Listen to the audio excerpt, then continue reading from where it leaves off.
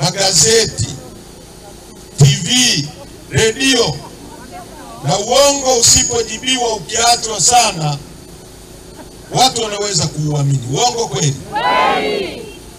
Ukifungulia redio nchi hii, ukisikiliza mambo yanayosemwa kwamba amefanya Rais Samia, unaweza ukafikiri nchi hii ni Marekani au Uingereza. Uongo kweli? Kwingine nimepita wameandika mabango wanasema mama hatukudai. Hapa kwenu hayapo? Hakuna sehemu wamebandika hayo mabango? Mama hadaiwi. Nani kama mama? Siku hizi mtu akikohoa hata kikohozi cha mama. Nasema uongo? Mvua inanyesha tunamshukuru mama ametuletea mvua. Ni hamjasikia huko? Na hewa tunayovuta hivi karibuni tutaambiwa hewa ya mama. Na milima ya Uduzungwe ya mama. Milima ambayo ipo miaka yote saizi ya Mama Samia. Nasema uongo? Sasa ndugu zangu, haya yote yanatokea kwa sababu ya mambo mawili. Jambo la kwanza, tuna elimu ya hovyo sana katika nchi hii. Na elimu ya hovyo imesababisha watu wetu wakose critical thinking, uwezo wa kufikiri na kuchambua mambo vizuri. Watu wanasharedia vitu vya kawaida vya kijinga, wanaacha mambo ya kimsingi. Na watu wanadanganywa hata kwa mambo wanayojua. Nchi hii unaweza kumfuata mwanaume kwa mambo unajua wewe ni mwanamke, akaenda kujichungulia kama yeye ni mwanamke. Wakati anajua wewe yeye ni mwanaume. Uongo kweli? Anakimbia akajiangalie. Hilo jambo linahitaji hata ufikirie. Si unalijua kabisa? Sasa Mwalimu Nyerere aliwahi kuhojiwa akiwa Kenya na waandishi wa habari. Wakamwambia bana, wewe tunasikia si unafanya nini? Akaambia kwani mtu akikwambia mimi ni baba yako utamwamini?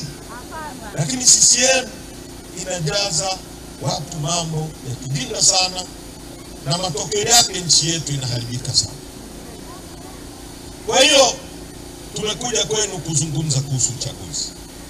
Na tutawaelewesheni kwa nini uchaguzi ni mali yenu na ni mali ya muhimu kwa wananchi kuliko kitu kingine chochote katika maisha yako ya duniani. Kwa nini siasa ni muhimu hata uwe tayari kuipigania, kutoa damu kwa sababu ya siasa kuliko kitu kingine chochote. Kwanza, duniani hapa hakuna kitu cha muhimu. Vita yote ya dunia ni kwa ajili ya ardhi. Na ardhi, wanaosimamia ardhi ni kina nani? Siasa, si ndio? Uongozi.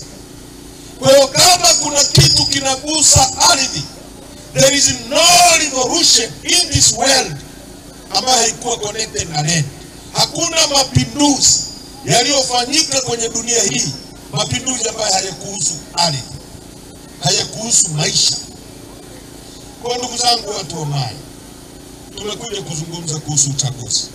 Na tumesema kuhusu uchaguzi. Sasa CCM kwa sababu wameendesha nchi kwa propaganda muda mrefu, wanaweza wakaja wakasema wale walikuja tu kuzungumza kuhusu uchaguzi kwa sababu uchaguzi wana uchu wa madaraka. Kwamba CCM wanatuita sisi tuna uchu wa madaraka. Yaani wao wamekaa madarakani miaka 63. Bado wanang'ang'ania. Sisi hatujai kuingia hata mwaka mmoja. Sisi tunaitwa tuna uchu, alafu wao hawana uchu. Wao wanaoua watu waibe kitongoji hawana uchu. Sisi ambao hatujai kuingia ndio tuna uchu. Hivi hapo mnaelewaje ndio? Mnaelewaje? Yale niliyosema kwamba mtu anaweza kukuambia wewe mwanamke wakati unajijua mwanaume ukaenda kujichungulia. Sasa uchaguzi ni maisha yetu. Katiba yetu ya mwaka 77 japo mbovu,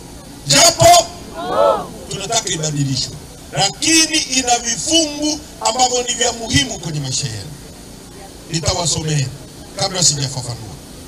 Ibara ya 8 ya katiba hii inasema hivi: Jamhuri ya Muungano wa Tanzania ni nchi inayofuata misingi ya demokrasia na haki jamii, na kwa hiyo wananchi ndio msingi wa mamlaka yote, na serikali itapata madaraka na mamlaka yake yote kutoka kwa wananchi kwa mujibu wa katiba hii. Wananchi ndio msingi wa mamlaka yote ya nchi hii, na serikali itapata madaraka na mamlaka yake kutoka kwa wananchi kwa mujibu wa katiba hii. Kwa wananchi ndio genesis, ndio msingi. Nikisema msingi maana yake nini? Naelewa vizuri? Kuna nyumba inaweza kuwepo bila msingi?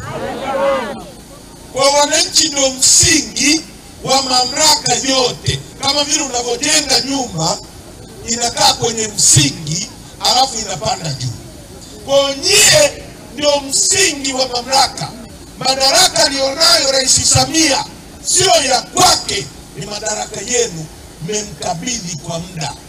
Yaani badala ya sisi wote nchi nzima tuwe marais, haiwezekani. Hakuna atakayepokea oda ya mwingine, hakuna atakayetoa maagizo, kwa sababu wote tutakuwa viongozi.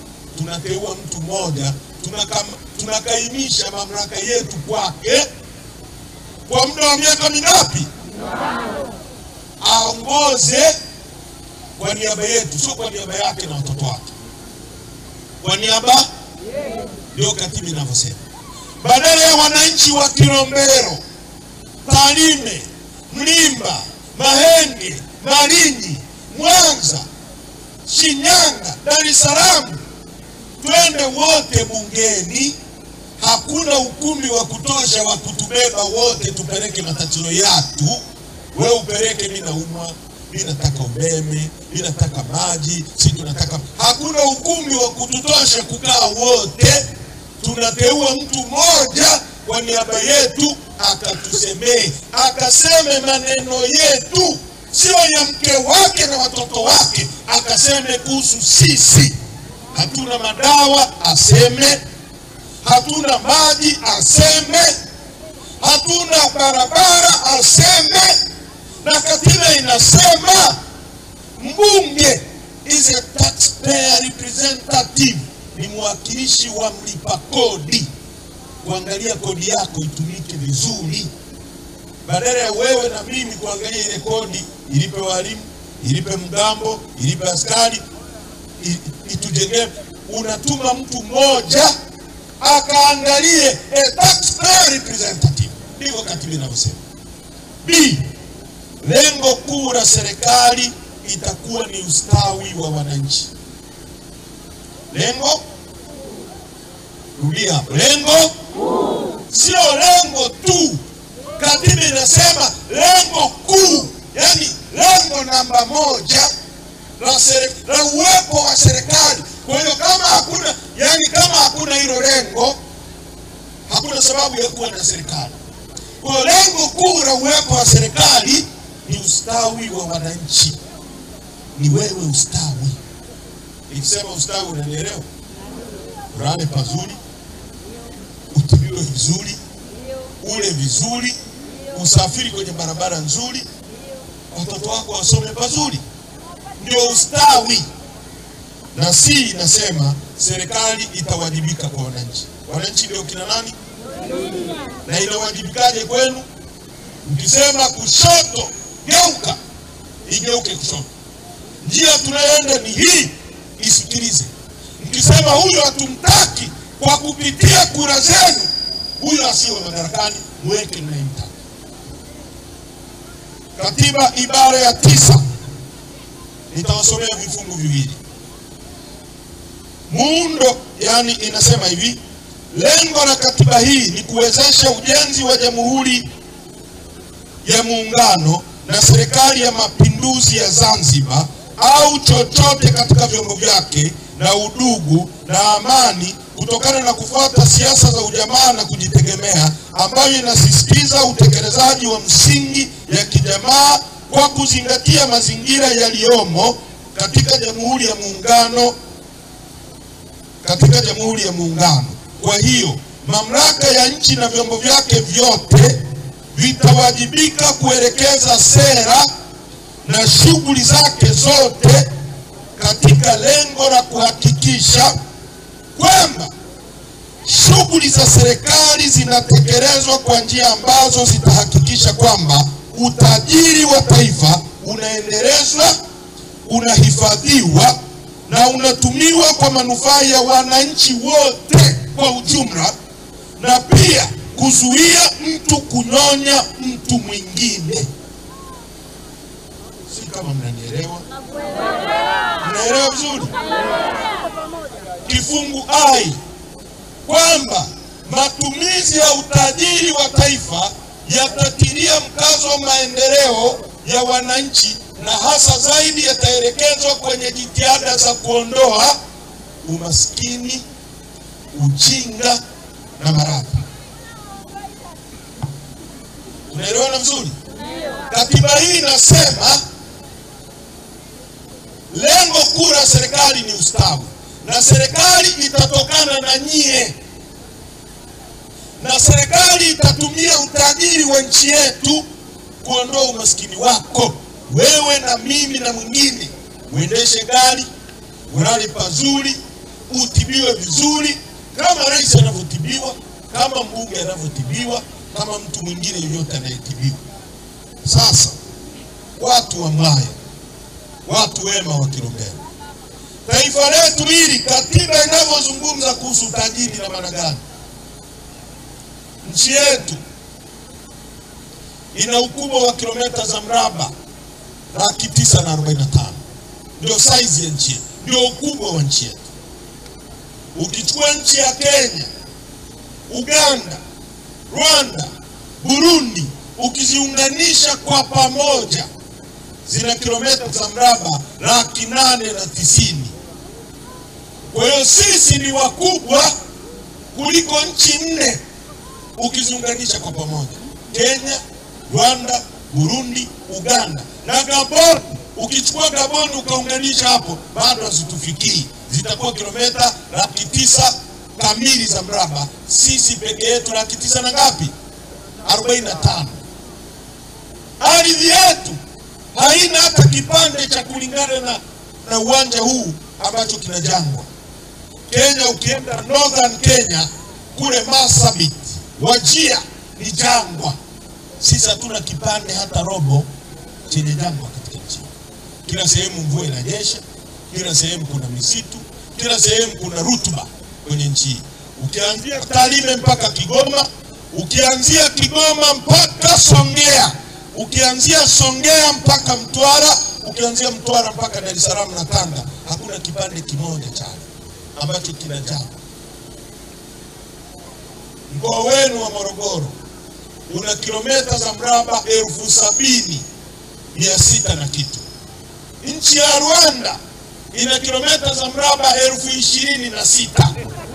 Kwa hiyo mkoa wa Morogoro ni mkubwa mara 3 zaidi ya nchi ya Rwanda. Mkoa wa Morogoro na watu milioni 3, Rwanda ina watu milioni 14. Nchi ya Uholanzi mnaisikia inatoa na misaada Tanzania, ina ukubwa wa kilomita za mraba 41,000. Mkoa wa Morogoro nimewaambia una kilomita za mraba ngapi? 70,000. Nchi ya Israeli mnaisikia ina ukubwa wa kilomita za mraba 21,000. Nyie peke yenu nimewaambia mna kilomita za mraba ngapi? 70. Na bonde la Kilombero maji yapo. Nchi hii ndio nchi pekee duniani yenye madini yanayoitwa Tanzanite. Hayapatikani kwingine kokote duniani isipokuwa Tanzania. Nchi yenye mlima mrefu kuliko yote Afrika, wa pili duniani, mlima Kilimanjaro. Nchi yenye ziwa pana kuliko yote Afrika, ziwa Victoria, la pili duniani. Nchi yenye ziwa lenye kina kirefu kuliko yote Afrika, la pili duniani, ziwa Tanganyika. Nchi yenye mbuga zetu ukichukua Seru, Ngorongoro, Katavi, Mikumi, Ruaha, Manyara, Mkomazi, Sui, zote ukiziunganisha kwa pamoja zina ukubwa, chukua na Udizungu, zina ukubwa kuliko nchi ya Uganda na Rwanda ukiziunganisha. Nchi ambayo ina makaa ya mawe, ina chuma, ina gesi futi za ujazo trilioni 54.5. Nchi ya tatu kwa kuwa na dhahabu nyingi duniani. Ukianzia kwetu Tarime ni dhahabu, nenda Msoma ni dhahabu, nenda Kahama ni dhahabu, nenda Bariadi ni dhahabu, nenda Ngudu ni dhahabu, nenda Nzega ni dhahabu, nenda Bukombe ni dhahabu, nenda Geita ni dhahabu, nenda Singida ni dhahabu, Chunya ni dhahabu. Kila kona ya nchi hii ni dhahabu. Inatoka matani na matani ya dhahabu yanaondoka kwenda duniani kila siku kutoka kwenye nchi yetu. Na gramu moja ya dhahabu leo ni shilingi 310,000. Mzee wangu, nikisema gramu ya dhahabu ni ukichukua ule wembe ukivunja kale kamoja kale, si wembe na sehemu mbili, ukivunja hivi katikati kale kamoja ndio gramu moja, shilingi 310,000. Sisi inatoka matani maroli na maroli ya dhahabu nchi kila siku itwapo leo yanaondoka kwenda Ulaya. Nchi ambayo ina madini yanaitwa nickel na cobalt yanayotumika kutengeneza injini za ndege na betri za simu yanatoka Kabanga, Kagera. Nchi yenye madini ya nickel, ya uranium yako hapa kwenu Seru na mengine yako Singida. Uranium ni inayotumika kutengeneza mabomu ya nyuklia duniani na umeme wa nyuklia. Nchi ambayo ina madini ya almasi, ina kila kitu. Ndio maana mtu mmoja hapa Sosobi amesema inawezekana nchi hii ndio bustani ya Eden ya dunia hii, kwa sababu Mungu ametubariki sana. Kwa nini watu wetu ni maskini? Kwa nini watu wetu ni maskini leo hata miaka 63 baada ya utawala wa CCM? Kwa nini watu wetu wanalala njaa? Kwa nini watu wetu wanakufa hospitali kwa magonjwa yanayoweza kutibiwa? Kwa nini watu wetu wanakosa madawa hospitalini? Mama anakwenda kujifungua nchi hii, unaenda nchi kama Norway, mwanamke ukijifungua kuna kitu kinaitwa child support. Serikali inakulipa kwa kukushukuru kuleta kiumbe duniani. Kila mwezi wewe na mtoto wako unakuwa unalipa fedha mpaka mtoto anapokwenda shule, inaitwa child support. Lakini leo tunazungumza tu mtu kwenda kujifungua anaambiwa si beba beseni, beba si nini, kwenye nchi hii ambayo ina kila kitu duniani. Bob Marley alisema kwenye wimbo wake unaitwa Rat Race, in abundance of water a fool is thirsty. Katikati ya wingi wa maji ni mjinga anaweza kuwa na kiu. Tanzania ndio hiyo, katikati ya utajiri wajinga ni maskini. Umaskini wetu ni wa kutengeneza.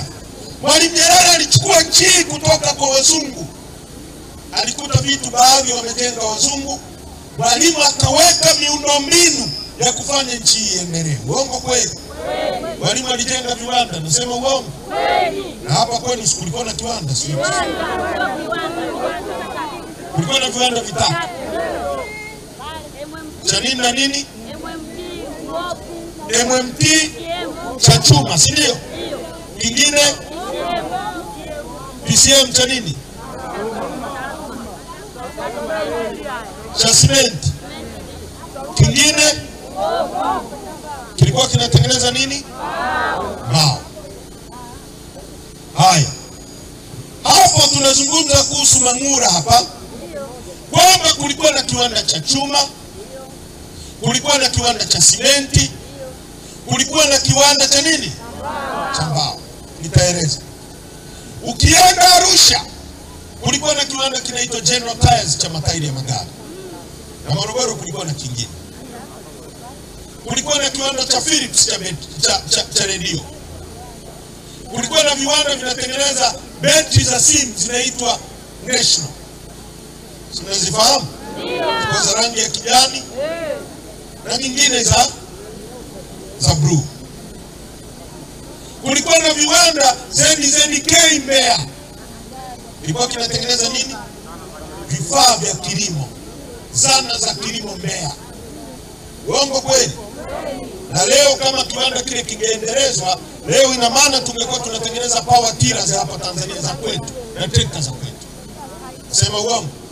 Sikikuwa kinatengeneza majembe, wakati kiwanda chetu kinatengeneza majembe, hizo nchi tunazoagiza matrekta na zenyewe tulikuwa kwenye level moja na zenyewe zinatengeneza majembe kama sisi. Tulikuwa na viwanda vya nguo, na textile industry, tengeneza kanga, tengeneza nguo. Tulikuwa na viwanda vinaitwa Matex Mwanza, tulikuwa na Mutex, tulikuwa na Sungura Textile. Ilikuwa wapi? Dar es Salaam. Morogoro tulikuwa na viwanda vya mbolea. Uongo kweli? Tulikuwa na viwanda vingi.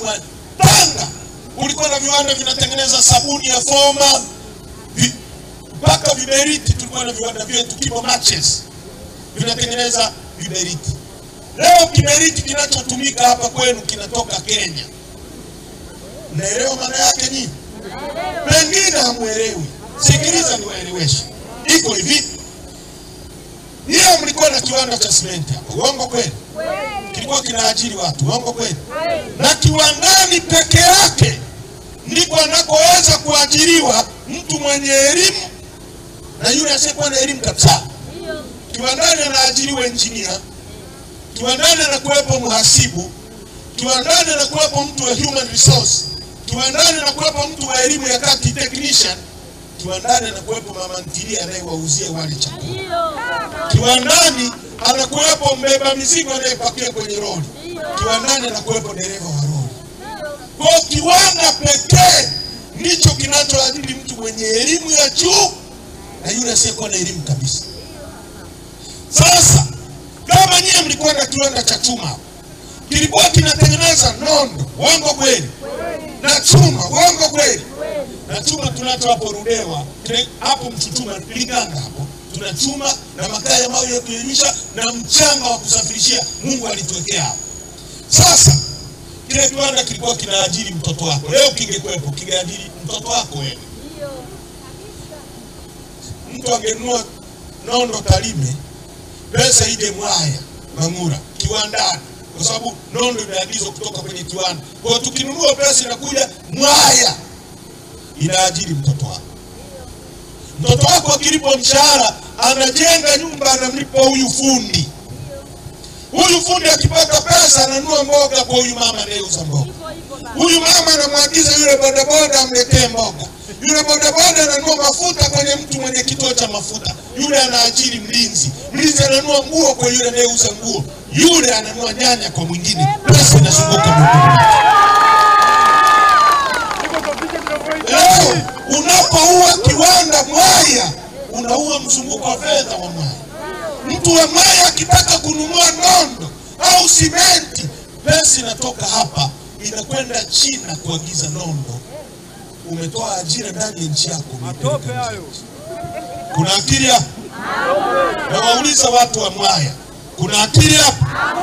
Niye mnaojiita CCM wa Mwaya, haya maneno tunayosema ni mabaya? Mazuri baba. Kwamba tunasema ni serikali yenu la hovyo inaua ajira za Watanzania, inaua maisha ya watu. Tumekosea nini kusema hayo? Sema baba. Shehe, tumekosea nini? Haujakosea. Tunakosa? Haujakosea. Fikiria hivi. Mwalimu Nyerere alijenga kiwanda cha General Tyres. Kilikuwa kinatengeneza, mimi nimekuwa babangu ananunua tairi za magari, babangu alikuwa na Land Rover. Tairi za General Tyres.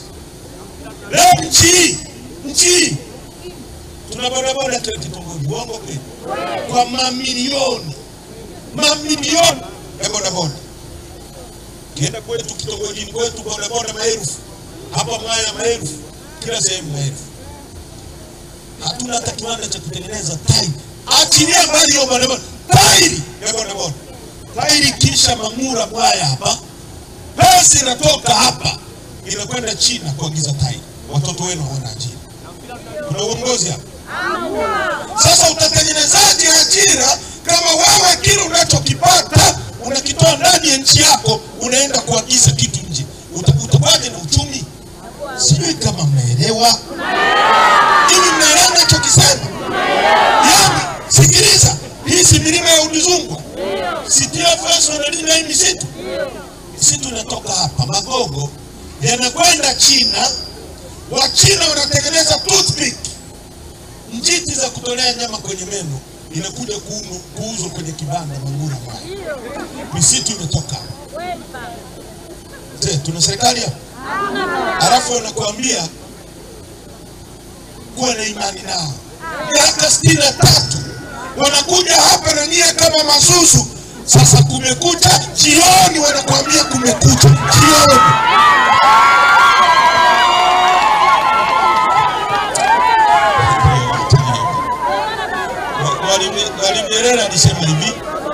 Mwalimu Nyerere alisema hivi, mtu mwenye akili akikwambia jambo la kipumbavu, ukikubaliana naye anakudharau. Yaani wewe unaona hiyo ni gari, alafu mimi nakwambia hiyo ni pikipiki, na wewe una akili timamu unaona hiyo ni gari, ukikubaliana na mimi nakudharau. Ile sisemu na wadharau. Ndio maana kila mwaka itakuja waambie tuchague tufanye hivi, hawafanyi. Mwaka mwingine anakuja, hii barabara isingekuwa hisani ya watu wa Marekani, bado ingekuwa na mashimo. Uongo kweli? Nchi ya 3 kwa dhahabu nyingi duniani. Watu wetu wanateseka, watu wetu wanakufa. Maisha ni Morogoro ina watu milioni 3, eti kuna migogoro ya ardhi. Uholanzi yenye watu milioni 14 na square kilomita 41 haina migogoro ya ardhi. Watu milioni 3 wana migogoro ya ardhi. Kwa nini? Serikali haiwezi kupanga kwamba hapa ni kilimo, hapa watu wakae, hapa watu wafugie. Hiyo ni serikali hiyo ambayo haiwezi kupanga hata watu wake. Yaani wewe una mwanamke hawezi hata kupanga nguo kwenye begi. Wewe mwanamke